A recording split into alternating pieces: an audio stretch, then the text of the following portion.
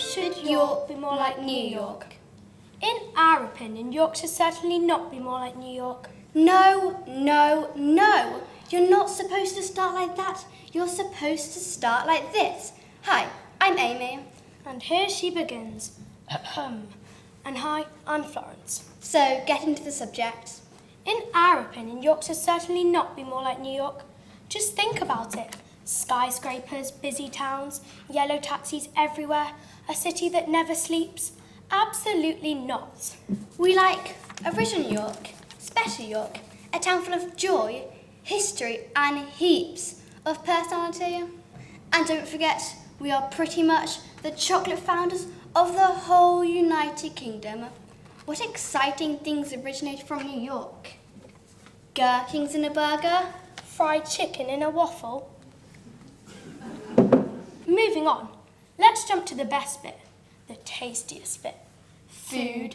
Here in York, we have approximately 400 restaurants. Whoa, you know what that means? There's one restaurant for every day of the year and extra. Monday, the Yorkshire Roast. Tuesday, Star in the City. Wednesday. Okay, I think that's enough now. Think about the classic fish and chips on the Yorkshire coast. Nothing beats that on a weekend with your family.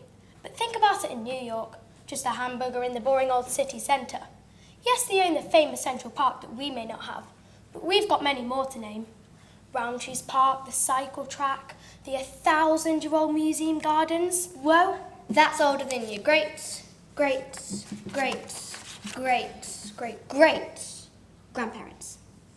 We don't care. Hello, today I met a Roman centurion, and this is the parts of York, Eber Arkham, I showed him. First up, Clifford's Tower, where he marvelled at the view and the structure of the building. Strangely enough, Clifford's Tower was originally built by Normans. In fact, the mound with the timber structure on top was built by William the Conqueror himself. Those pesky Normans, always trying to outdo us Romans. I think we've had enough of the stunning view now. Let's move on. Probably the best preserved area of York, or Jorvik as they called it, is Coppergate. There's now a museum on the site where you can travel through reconstructed streets and see some of the original structures. They've been in this good condition for ages. Really? That's fascinating. It's hard to believe how long things can be preserved for. Well, if you like old preserved things, then you'll probably want to visit the Yorkshire Museum.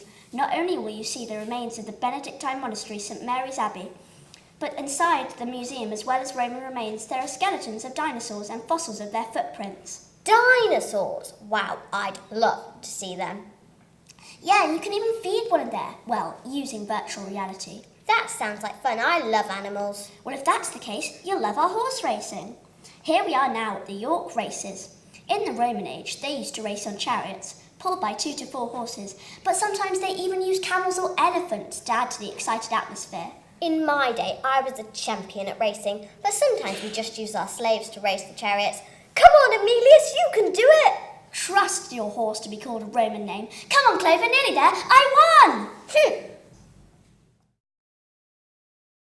Hi, I'm Jack. Hi, I'm Gabriele. As I was arriving here tonight, I looked around at our wonderful city, and I couldn't help but wonder if this is what the first settlers had planned 2,000 years ago. Say you met a Roman centurion. Where would you take him to show him the lights of York today? A Roman centurion? You don't see many of them roaming round these days. Do you get it? Sadly, yes. Isn't there a statue of a Roman outside the Minster? I've always wondered why he's there. Why, a statue of Constantine the Great, a famous Roman emperor, is outside the Minster? Yeah, why was he so great? Did he build the Minster or something? No, Constantine was visiting York when his father died. He was proclaimed the next emperor while staying in our city. That really put us on the Roman map. He allowed Christians to worship freely and was responsible for the spreading of our faith. He also instigated the celebration of Christmas, so we have a lot to thank him for.